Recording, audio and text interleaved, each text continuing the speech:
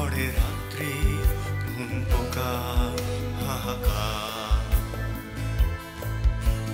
পাথর চোখ তবু স্বপ্নে মাখামাখি তোর কারতা, আমি স্বপ্ন প্রেতাত্মা তোর খুব কাছে একলা একা।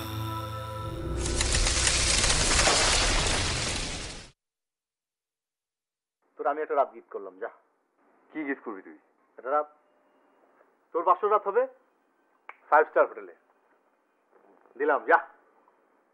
শোন, তুই একটা শীতাতপ নিয়ন্ত্রিত একটা রুম, বুঝছিস? ঠান্ডা ঠান্ডা ঠান্ডা ঠান্ডা, ওর মধ্যে তুই মানে ক্রমশ উত্তপ্ত হচ্ছিস, এমন একটা রাত তোর গিফট করবো, যা।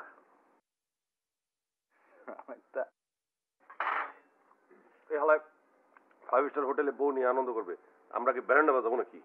বাবু, আমি যতদূর জানি সোনারগাঁ হোটেলের বার সারা রাত খোলা থাকে, আমরা সারা রাত মদ খাবো। আমরা প্রতি মাসে বাড়িটার ভাড়া 1.5 লক্ষ টাকা দেওয়ার জন্য প্রস্তুত আছি।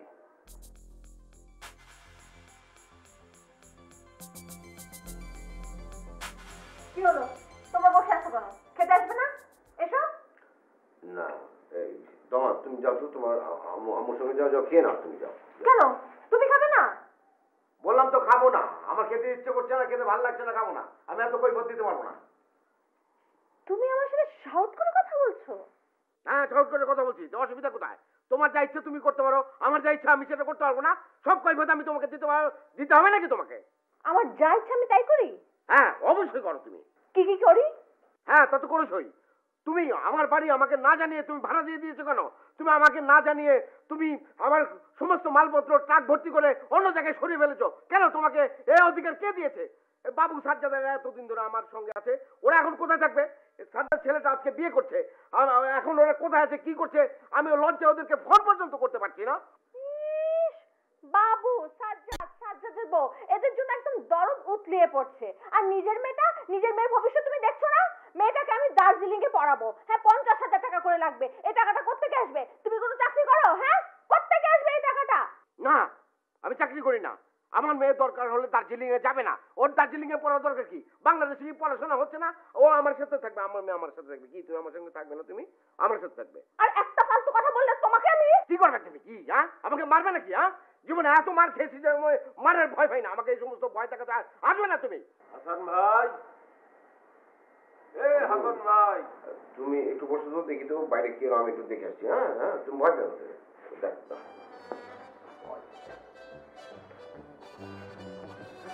তুমি চুপচাপ বসে থাকো। হাসান ভাই, হাসান ভাই,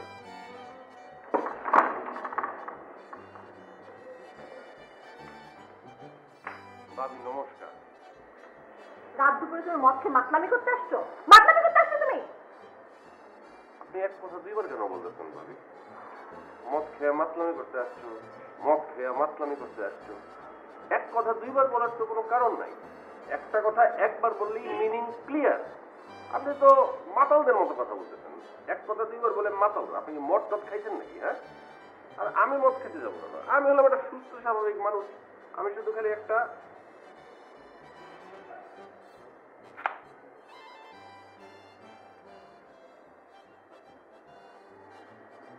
বিয়ার খাইছি। তুমি এখানে কেন আসছো? আজকে সারা রাত মদ খাবো ভাবি। সাজ্জাদের বিয়ে উপলক্ষে সাবকাদের স্পন্সর করতেছে একটা 5 স্টার হোটেলে বসে আমরা মদ খাবো। মদ খাওয়ার আগে ভাবি পেটটা একটু পরিষ্কার করে নিতে চাই। আপনার বাসার টয়লেটটা হইতেছে ঢাকা শহরের সবচেয়ে সুন্দর, সবচেয়ে পরিষ্কার টয়লেট। এই টয়লেটে বসলে পেট আপনা আপনি ক্লিয়ার হয়ে যায়। আমি জাস্ট টয়লেট করে পেট পরিষ্কার করে সারা রাত মদ খেতে যাবো। হাসান ভাইও যাবে আমার সাথে। হাসান ভাই, আপনি একটা টয়লেটে ঢুকবেন, আমি একটা টয়লেটে ঢুকবো, দুইজন দুই টয়লেটে গিয়া পেট পরিষ্কার করবো, কারণ সারা রাত কিন্তু মাল খাইতে হবে ভাই। হাসান তোমার সাথে যাবে নাকি? অবশ্যই যাবে। হাসান ভাই হলো আমার বড় ভাইয়ের মতো, সারা জীবন আমার শেল্টার দিছে। আমার দুঃখের দিনে সে আমার পাশে পাশে ছিল, আজকে একটা সুখের দিন, সাজ্জাদের বিয়া, সে থাকবে না? এটা হইতেই পারে না। কি হাসান ভাই, আপনি থাকবেন না? আপনি যাবেন না? অবশ্যই যাব। হাসান, চিৎকার করো না। দেখি বাবু, দাও তো দেখি।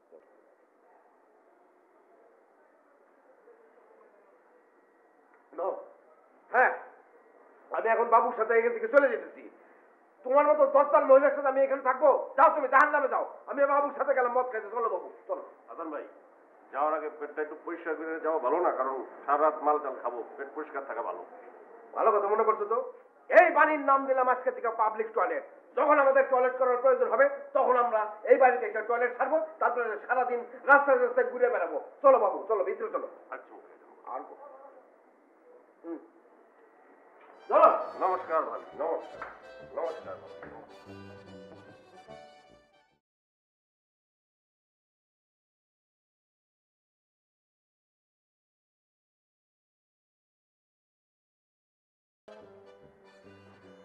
সরি দোস্ত, আমি যেতে পারলাম না।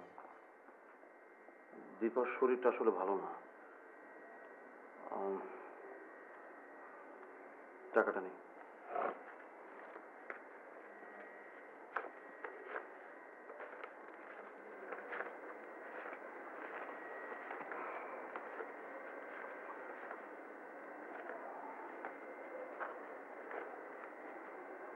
এই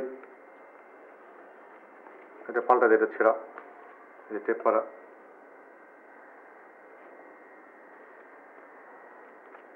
চালাতে পারবি না? না, পাল্টা দে।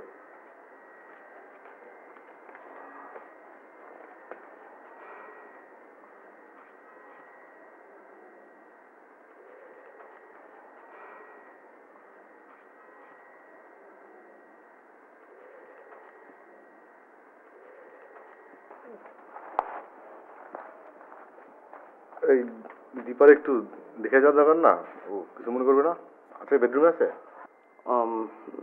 না না, তোর ভিতরে যাওয়ার দরকার নেই। মনে হয় ঘুমাইতেছে এখন, বুঝছিস? এই আমি পাঞ্জাবিটা 3 দিন ধরে পড়তেছি, তো চেঞ্জ করা দরকার। তোর কাছে স্পেয়ার আছে? তুই বয়, আমি নিয়ে আসতেছি।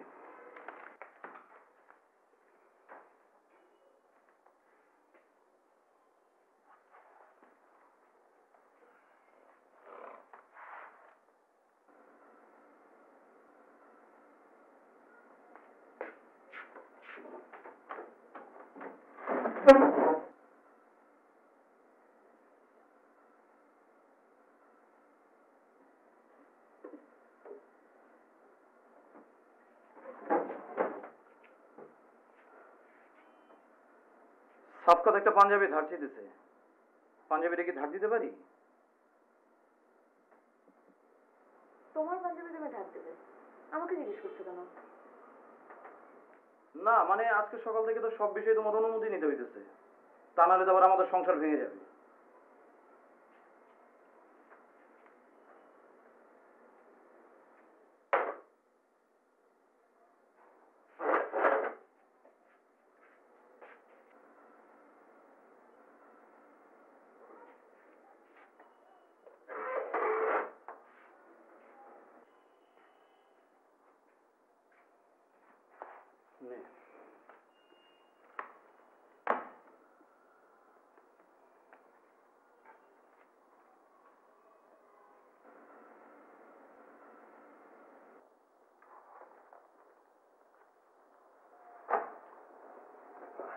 সাজ্জাদকে বলিস আমার উপর যেন মাইন্ড না করে। আমি কেন যেতে পারতেছি না সেটা তো তুই জানিস, তাই না? বিষয়টা ওর একটু বোঝায় বলিস। ঠিক আছে,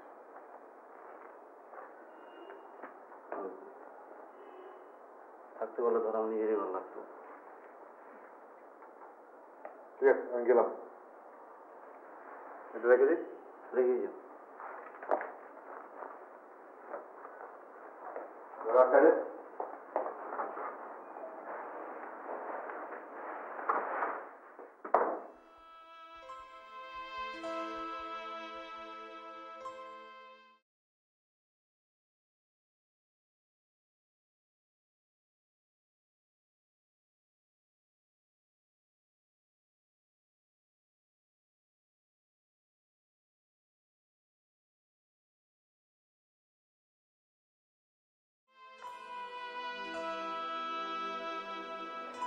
এই টাকাটা নাও, আর এই যে গয়না, গয়নাটা বেচলে এই টাকা মিলে 1 লাখ টাকা হইব আশা করি।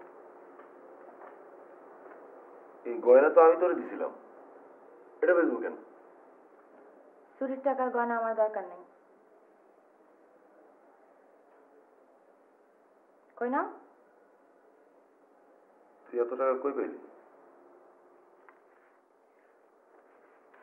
আমি টাকা কোথায় পাবো? শরীর বেচা টাকা। তোমার না জানায় প্রতিদিন 100-200 করে জমাইছি। টাকাগুলো নাও, সাবকাত সাবরে দিয়ে আসো। আচ্ছা জ্যোতি শোন, আমি তো তারে টাকা দিবই, দেবো না? এত তাড়াহুড়ার তো কিছু নাই। আমি ওনারে বলছি যে আপনার টাকা আমি আস্তে আস্তে ফেরত দিয়ে দেবো। ওনারও কিন্তু তাড়াহুড়া নাই। সাবকাত সাহেবের তাড়াহুড়া না থাকতে পারে, কিন্তু আমার আছে। কেন? এতদিন আমি জানতাম আমরা সমান সমান। আমি শরীর বেশি, কিন্তু আমরা আমাকে মতন সম্মান নিয়ে বেঁচে আছি। কালকে থেকে হিসাবটা বদলাই গেছে। উনি আমাকে উপরে দয়া করছে, আর সেটা তুমি বুঝো না। উনি আমাকে উপরে দয়া করে টাকাটা দিছে, মহৎ হওয়ার চেষ্টা করছে। তুই জিনিসটারে এইভাবে দেখিস না। আমি কিভাবে দেখবো সেটা আমার হিসাব। আমারে তুমি বুঝ দিতে আইসো না। আমি খাইয়ে পারি আর না খাইয়ে পারি, ডবল শিপ কাইটে ওনার টাকা আমি শোধ দিয়ে দিব। দয়া দেখানো আমার পছন্দ না। ওনার দয়ার আমি খেতা পড়ি। ধরো।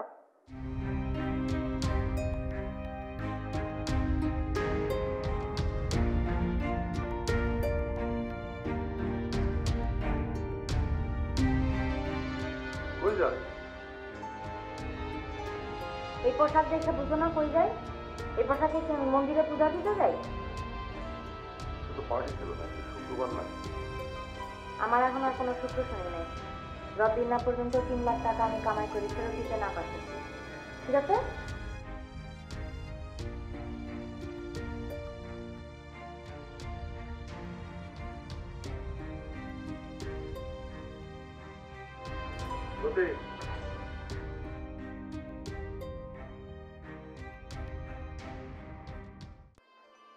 তোর রাগ কার উপর? আমার উপর নাকি সাবকাত সাহেবের উপর? চুরিটা তো আমি করছি, তুই রাগ করলে আমার উপর করবি। কিন্তু তুই আমার উপরে রাগ না করে সাবকাত সাহেবের উপর রাগ করতেছিস। তোর সব অভিমান কি সাবকাত সাহেবের উপরে? তুই কিন্তু আমার ছোট করতেছিস জ্যোতি। আচ্ছা, তোর রাগটুকু পার যোগ্যতাও কি আমার নাই, নাকি সব যোগ্যতাই সাবকাত সাহেবের?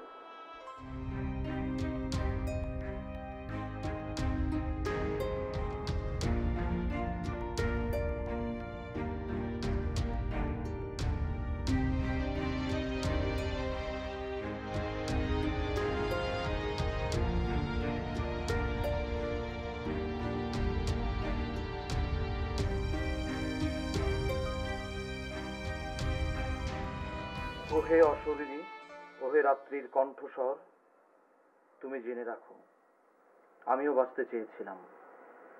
শূন্য পকেট, জীবন ভরা নিঃসঙ্গতা, তবুও বাঁচতে চেয়েছিলাম চিররাত্রি। ওহে অশরীরী, ওহে রাত্রির কণ্ঠস্বর, তুমি জেনে রাখো আমিও বাঁচতে চেয়েছিলাম। শূন্য পকেট। যাবে না? চলো। কোথায়? যেখানে যাচ্ছি না যেন সেই দুপুর থেকে আমাকে 3000 একটা করে কথা শোনাচ্ছ, সেখানে চলো। কি যাবে না? না। কেন যাবে না? আমি যে এত কষ্ট করে রেডি হয়ে এলাম, সেটা গায়ে লাগে না? যাবে না কেন? চলো, এক্ষুনি চলো। তুমি যেতে চাইলে আমাকে যেতে হবে, এই মাথা দিবি তোমাকে কে দিয়েছে? Who the hell you are? Suman, what's wrong? কি হয়েছে? প্লিজ দয়া করে তুমি এখান থেকে যাও এখন। এমনিতে আমার মেজাজ খারাপ হয়ে আছে, যে কোনো কিছু ঘটে যেতে পারে, তখন কিন্তু তুমি পস্তাবে। প্লিজ যাও এখন। সুমন, কি হয়েছে আমাকে বলো। খবরদার, তুমি আমাকে ছোবে না।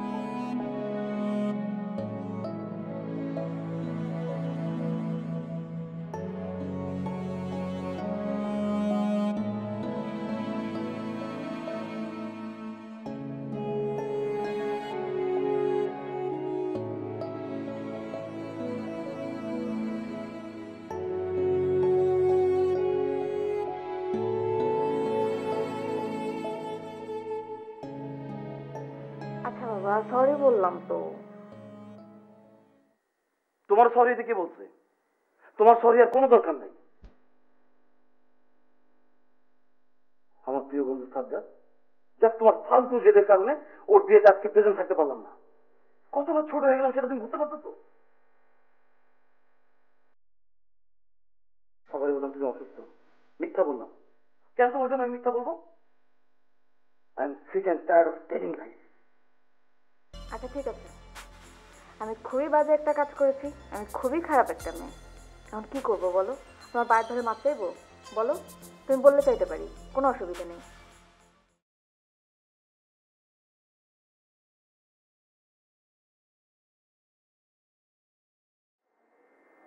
ঠিক আছে, মৌনতাই সম্মতির লক্ষণ বলে ধরে নিচ্ছি। ধরলাম কিন্তু পা। আরে এটা কি করো তুমি? নাটক করি। নাটক করতে হবে না, রুমে যাবো। আমি একটু একা থাকতে চাই, একা থাকলে সব ঠিক হয়ে যাবে। আর জানোই তো তোমার উপর রাগ করে আমি বেশিক্ষণ থাকতে পারি না। আমি একা একা রুমে যাব আর তুমি এখানে বসে থাকবে? হুম।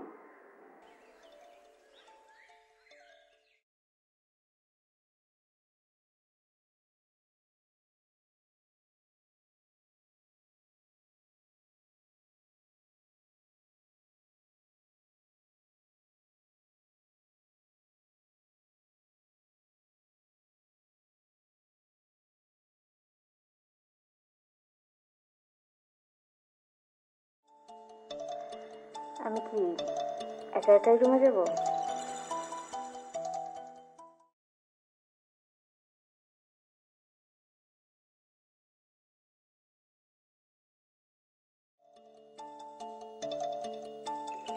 দুজনে মিলে একসাথে যাই চলো।